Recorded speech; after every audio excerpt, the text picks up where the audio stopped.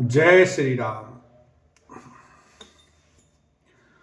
बोले राम ही दे निहोरा, बचहु विचारि बंद लग तोरा। मन मलिन तनु सुंदर कैसे, विषरस भरा कनक घटु जैसे। तब श्री रामचंद्र जी पर एहसान जनाकर परशुराम जी बोले, तेरा छोटा भाई समझकर मैं इसे बचा रहा हूं। यह मन का मेला और शरीर का कैसा सुंदर है, जैसे विष के रस से भरा हुआ सोने का घड़ा। सुनि लक्ष्मण बिहसे बहुरी, नयन तरे रे राम।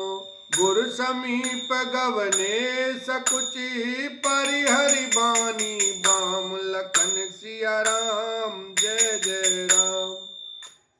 यह सुनकर लक्ष्मण जी फिर हंसे। तब श्री रामचंद्र जी ने तिरछी नजर से उनकी ओर देखा, जिससे लक्ष्मण जी सकुचाकर विपरीत बोलना छोड़कर गुरु जी के पास चले गए। अति विनीत मृदु शीतल बानी, बोले राम जोर जुग पानी। सुनहु नाथ तुम सहज सुजाना, बालक बचन करिय नहीं काना। श्री रामचंद्र जी दोनों हाथ जोड़कर अत्यंत विनय के साथ कोमल और शीतल वाणी बोले, हे नाथ सुनिए, आप तो स्वभाव से ही सुजान हैं। आप बालक के वचन पर कान न कीजिए, उसे सुना अनसुना कर दीजिए। पर रही बालक एक स्वभाव, इन्हीं न संत विदूषहि काऊ। तेहि नाही कछु काज बिगारा, अपराधी में नाथ तुम्हारा। बर्रे और बालक का एक जैसा स्वभाव होता है।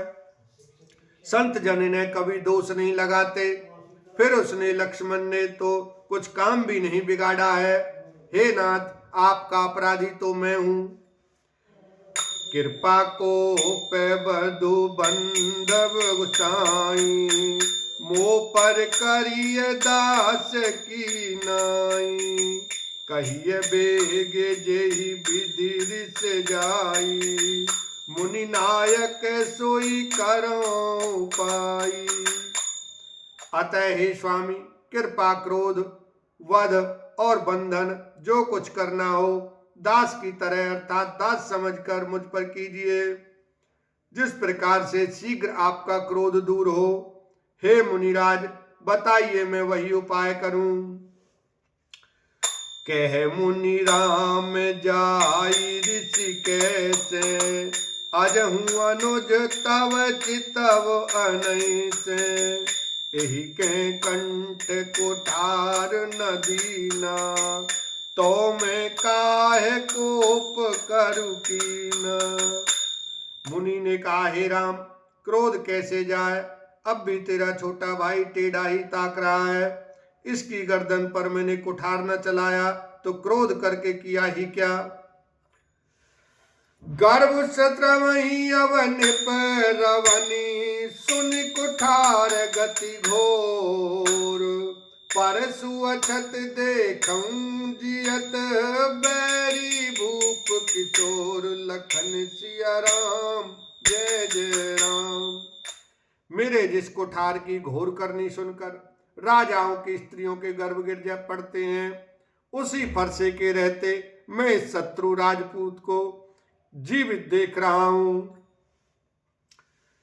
बहन हाथु दई ऋषि छाती, भा कुठारु कुंठित नृप घाती।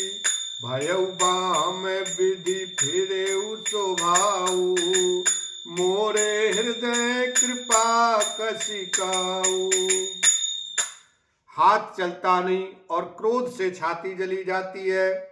हाय, राजाओं का घातक यह कुठार भी कुंठित हो गया। विधाता विपरीत हो गया, इससे मेरा स्वभाव बदल गया, नहीं तो भला मेरे हृदय में किसी समय भी कृपा कैसी। आज दया दुख दुसह सहावा, सुन सौमित्र भी हसी सिरुनावा। बाहु कृपा मूर्ति अनुकूला, बोलत बचन झरत जन फूला। आज दया मुझे यह दुसह दुख सहा रही है। यह सुनकर लक्ष्मण जी ने मुस्कुराकर सिर नवाया और कहा, आपकी कृपा रूपी वायु भी आपकी मूर्ति के अनुकूल ही है। वचन बोलते हैं मानो फूल झड़ रहे हैं। जौ पई कृपा जरहि मुनि गाता, क्रोध भय तनु राख विधाता। देख जनक हटि बालक एहु, कीन चहत जड़ जमपुर गेहु। हे मुनि, यदि कृपा करने से आपका शरीर जला जाता है तो क्रोध होने पर तो शरीर की रक्षा विधाता ही करेंगे। परशुराम जी ने कहा, हे जनक, देख यह मूर्ख बालक हट करके यमपुरी में घर निवास करना चाहता है। बेगी करऊं किन आँखिन ओटा, देखत छोट खोट नृपुढोटा। बिहसे लखन का मन माही, मूंदे आँखि कतऊ कोई नाही। इसको शीघ्र ही आंखों की ओट क्यों नहीं करते।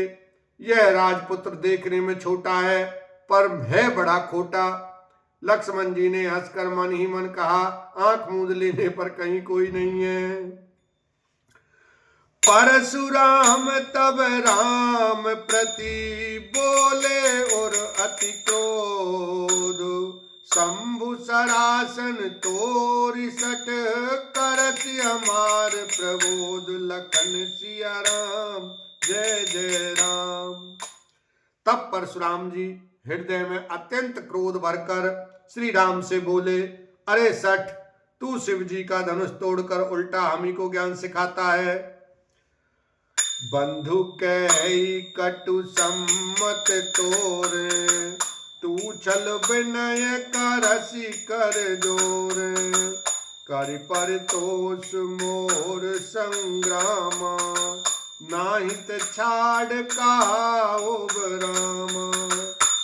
तेरा ये भाई तेरी ही सम्मति से कटु वचन बोलता है और तू छल से हाथ जोड़कर विनय करता है। या तो युद्ध में मेरा संतोष कर, नहीं तो राम कहलाना छोड़ दे। बोलो परशुराम भगवान की जय। सियावर रामचंद्र की जय। उमापति महादेव की जय।